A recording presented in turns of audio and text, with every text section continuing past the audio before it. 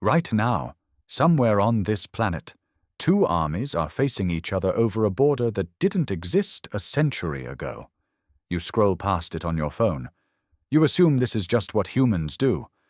But the real answer to why humans fight is far stranger than nations, or weapons, or even hate.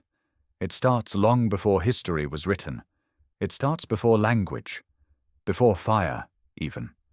For most of human existence, you did not live in a world with war. Not war as you would recognize it. Small bands of humans, maybe 20 or 30 people, moved across the land together. They argued. They sometimes killed. But organized, repeated violence between groups? That is something else entirely. So when did it begin? In 2016, archaeologist Marta Mirazon-Lar and her team uncovered something on the shores of Lake Turkana in Kenya that changed the timeline. A site called Nataruk, 10,000 years old. The skeletons there were not buried gently, hands bound, skulls fractured, arrow points still embedded in bone. This wasn't one death. It was at least 27 people, killed in what looks like a coordinated raid. That's older than farming, older than cities, older than the idea of property as you understand it. So why did it happen?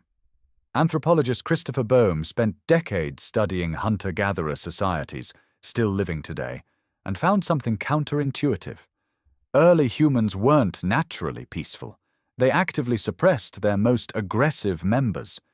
Gossip, ridicule, exile, even execution, all used to keep any one person from dominating the group. Violence wasn't absent. It was managed, tightly. Then resources changed everything. When a region could no longer feed everyone who lived there, the calculation shifted.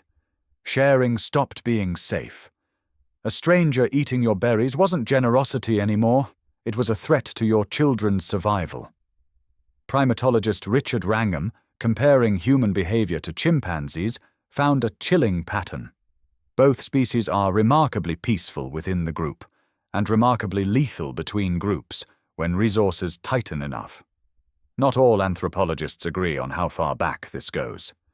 Douglas Fry has argued that true warfare, planned, repeated, intergroup killing, only became common once humans settled down, once there was land worth defending and grain worth stealing.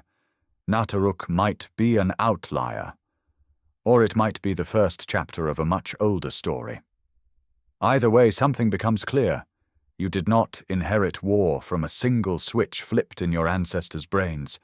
You inherited a calculation. Is there enough for everyone? If yes, cooperate. If no, defend. Look at your own life. You've felt it in traffic, in line at a grocery store during a shortage, in an argument over a thermostat. The scale is smaller. The wiring is the same. So the next time you watch two nations argue over a border, remember this. It was never really about the map. It was always about whether there was enough to go around, and 10,000 years later, you're still running the same ancient calculation, just with better weapons.